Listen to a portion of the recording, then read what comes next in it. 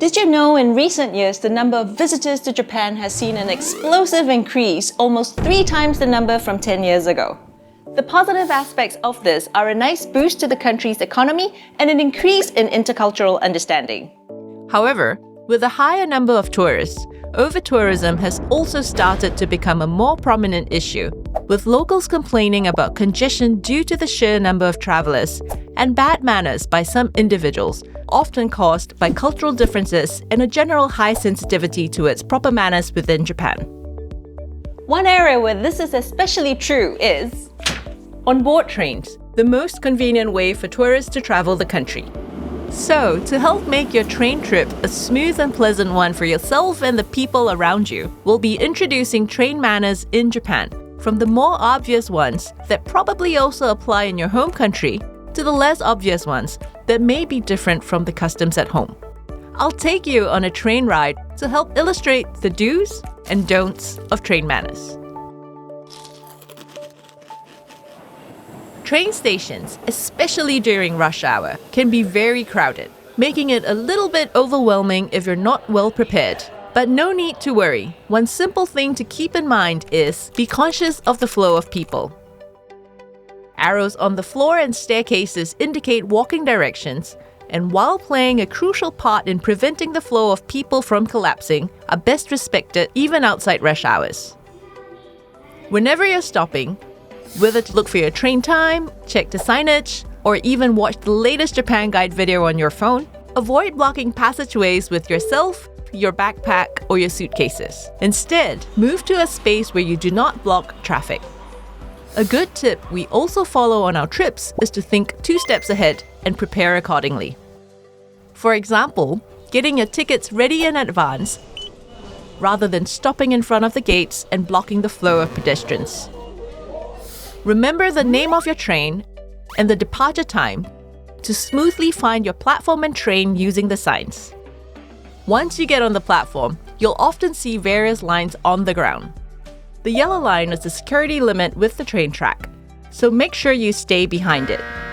Other markings on the ground indicate where to stand to board the train. When your train arrives, move to the side to let alighting passengers come out, then board swiftly and sit down quickly, so that people behind you can also board.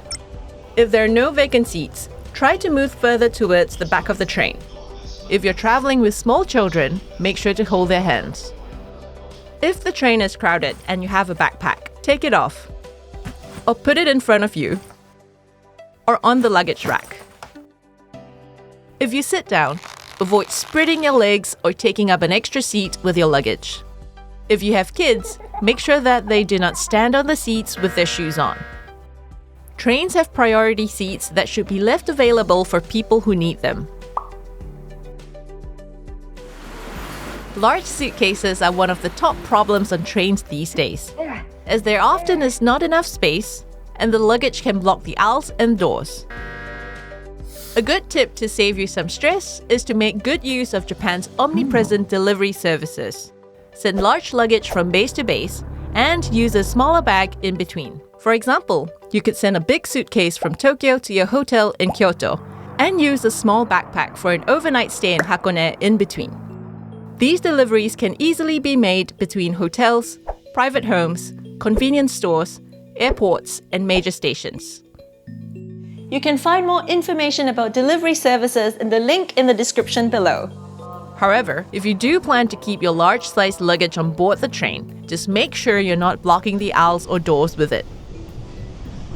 Talking loudly is one of the top complaints from locals when it comes to bad manners on public transport. In order not to cause inconvenience to others, keep your voice down when talking, and avoid talking on the phone. Phones should be on silent mode at all times when riding on public transport in Japan.